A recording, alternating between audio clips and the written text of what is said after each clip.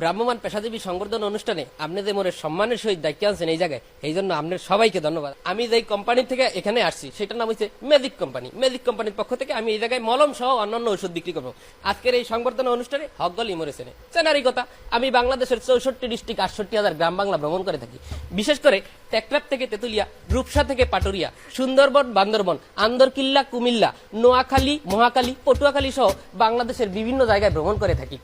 আমি আজকে যেই রোগের ওষুধ বিক্রি করতে এখানে আসছি সেই রোগের নাম হচ্ছে খাউজানি। হাইরে সাদের খাউজানি, খাউজানি ভাই চুলকানি, রাজাই চুলকায়, রানী চুলকায়, চুলকায় চাকর চাকরানি। এই যে খাউজানি, এই খাউজানিটা শুধু আপনার দেহগত ব্যাপারও শুধু যে সম্পর্কিত সেটা না। এই যে একটু আগে নোয়াখালীরা ভাই, সে কি করলে, সে বলে যে মোরা বরিশাল দিয়ে আইছি, মোগোটা কি এই যে আমরা যেই ব্যবসা করতেছি এটা নাকি খারাপ। এই মেয়ে আপনি জানেন এইটা যে কি ব্যবসা? হ্যাঁ, এইটা একটা রাজকীয় ব্যবসা, লয়াল ব্যবসা। এইটা হইলো এক ধরনের চুলকানি। সে যেটা কথাটা বলছে আমার মনে হয় যে তারও চুলকানির সমস্যা আছে। সমস্যা নাই, আজকে এই যে অনুষ্ঠানে আসছেন আপনার মই ফ্রি দিয়া যাবো, একটু দিয়া যাবো, আপনার চুলকানি ভালোই দিবে। এই যে এই চুলকানির জন্য বিভিন্ন সময় বিভিন্ন ওষুধ খাইছেন, যেমন ডাক্তারি, কবিরাজি, হোমিওপ্যাথি, অ্যালোপ্যাথি, পাইছেন শুধু সিম্পেথি। আমি আপনাকে সিম্পেথি দিতে আসি নাই দাদা ভাই, আমি আপনার জন্য নিয়ে আসছি এক ধরনের ঔষধ। এই যে ম্যাজিক কোম্পানির পক্ষ থেকে আমাদের কোম্পানির আরেকটা ওষুধ আছে। কিছু কিছু ভাই আছেন যারা তাদের জিহ্বাটাকে কন্ট্রোলে আনতে পারেন না। জন্মদিন, বিবাহ, বৌবাত, জেতাপত্যা, মরাপত্যা, শ্রাদ্ধ, সুন্নতি কাত্তা, সেমিনার, কোন ধরনের অনুষ্ঠানই আপনার হাত থেকে রাইবে না। দাওয়াত করলো যান, না করলো যান, তলপেট থেকে গলা পর্যন্ত মুড়ি মারিয়া খান ভাই।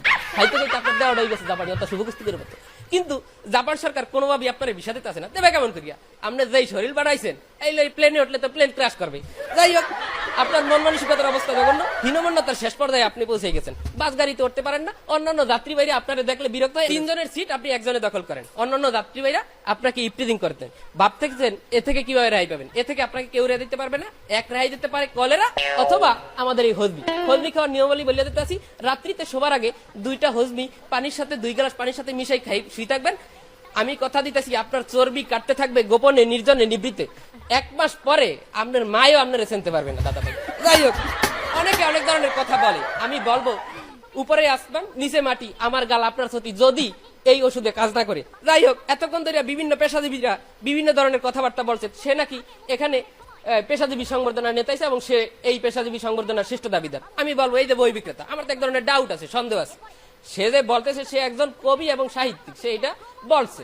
আমার মনে হয় সে যে কবি সাহিত্যিক সে তার নিজের নাম খানাই লিখতে পারে না। মাননীয় সভাপতি, আপনার মাধ্যমে আমি বলতে চাই, সে যদি নিজের নাম লিখতে পারে তাইলে আমি এই মলম বিক্রি ছাড়িয়ে দিব, আমি আর এই পেশা থাকুন না।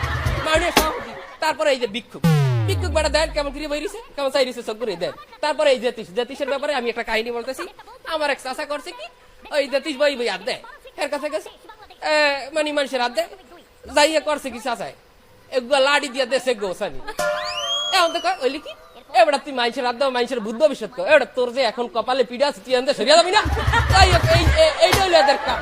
যাই হোক, তারপরে এই যে আমার পাশে এই কলকাতা থেকে ভাই আসছে, সে কি করে, তারা আসলে একদম কিপটা হাতি বাংলা যেটা বললে তারা কিপটা। এই যে আসছে, আমার মনে হয় কলকাতা দিয়ে হাঁটতে হাঁটতে 1 মাস আগে রওনা দিছে, তারপরে এসে বাংলাদেশে পৌঁছেছে, তারপরে এখানে আসছে। সে সকালে মনে খায় না, এই যে আপনারা অনুষ্ঠানে কিছু দেবেন এই আসে বইয়ে দিছে। যাই হোক, আমি অনেক কথা বললাম, আর কথা বাড়াবো না।